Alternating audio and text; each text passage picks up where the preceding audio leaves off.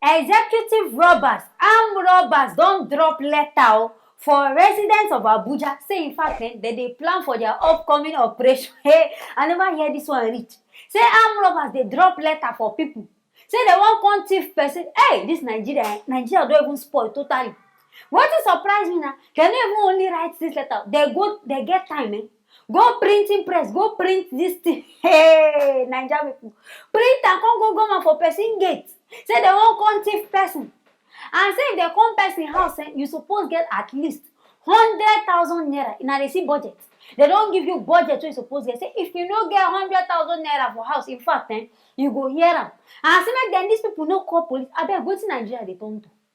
What will they say inside? Because this one is just like film trick. But my people beg, make now follow me see. That's the way we see all this kind of things.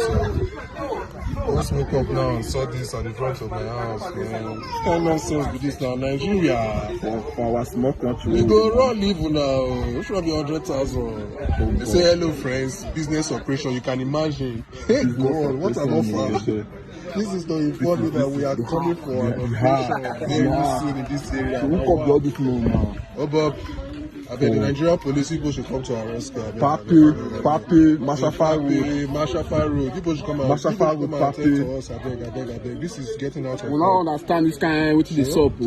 Some thieves get mind though, because this one to me, it just be like 1 million boys. E get one time when 1 million boys they trade, especially during the lockdown period. Person no hear word inside Lagos. Before you go say they don't come drop paper for your gate. Say I thief they in fact that period me go and never fit sleep. They can't everybody turn vigilante for street.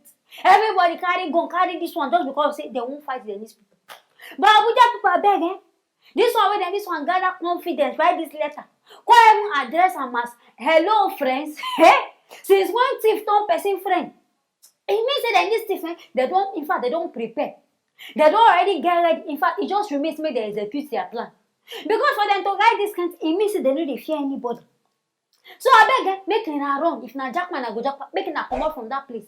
Because then this one, they don't tell on make it no come be like say they go talk say they no inform on. Now they don't inform on. It can't remain for na make it list, make it do the necessary. Person one stay, if you go drop the 100K, drop her for house. You where you know say you no one stay, you carry your load, come out from there because you don't know when these people go come. They come like thief for night. Now so Jesus said go take come. But this way then this one come do I don't know where na police supposed come attend to this matter. Make I no even add police. Because you know our Nigeria police they know they effective. So be na army na then this Abuja people go work on and say, may they come put mouth inside their matter because this one no be shere. For thief to gather morale. Do this kind, it means in fact everything don't they settled. Maybe they don't even connive with the police people. Because now the thief go they rob, you go call police there, police no go agree answer you. So for them to do this, it means that they don't plan everything. In fact, they don't even settle everything. But I beg, make I come ask. Which time they come paste this letter? Because if you reason the time will happen for our side, we get security. I can't where security they when these people come carry letter go. Not before only one gate or the whole gate for the area. They carry this letter, paste every so I can't surprise. I beg where security dey. On I go sleep by that time, I be waiting happen. On I see this Nigeria 419. Every day, conny things they happen. Plus security, plus thief, all of them they know wetin dey happen. So Abuja people beg make na dey very careful because if like say this one na warning shot, they don't already telling na. So make na dey prepare. If na go turn vigilante, make na self turn am. My people beg I hear this one. I can't make I bring am come. Make na self is na ear. Hear wetin dey happen. Anything I just hear now, make no forget to write them inside the comment section. Make no forget to like and also share this video. I go see you now for our next video. One guy don't come outside to say vigilante don't kill him brother. I know be a senior brother or be a younger brother. Say vigilante don't kill him. As we gather him, we talk say this vigilante in kill him in the sense say him dey in house they sleep. Say he come here thief. Now there he go. You know say na vigilante na he won't show him power. Now there he come carry him gun. Say the person they run. He tell and say no run. But this person continue to dey run. Now there he come carry him gun. Shoot this man. But the brother self talk say no be wetin happen. Say him brother na bus driver. The man they go work around 6 a.m. Say na there before we go see this vigilante begin pursue am. Come use gun. In fact I don't even know who I won't believe. But my people beg make una follow me hear this story. And I want to speak regarding the case of my elder brother, Mr. Boston David.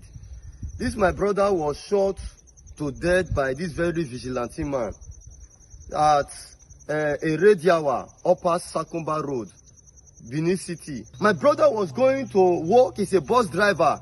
He was going to work as early as 6 a.m. in the morning, where this vigilante man chased my brother and pursued him and shoot him to death.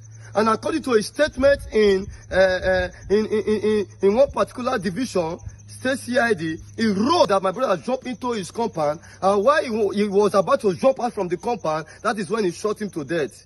But luckily, we went to the incident scene, and we discovered that this man's compound was not fenced.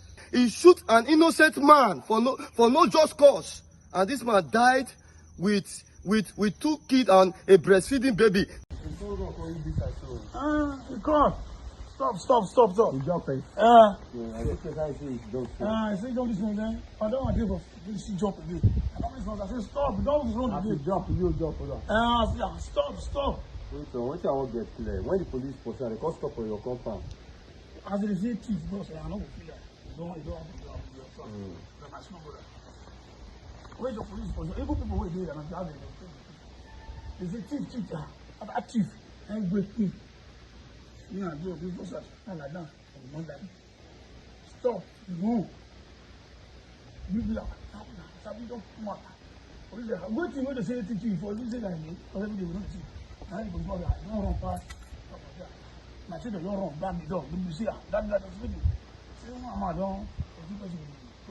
I beg who go believe now. Because all of us know say all these military forces, all these people where they carry go, there's a big lie. So I don't even know who I won't believe.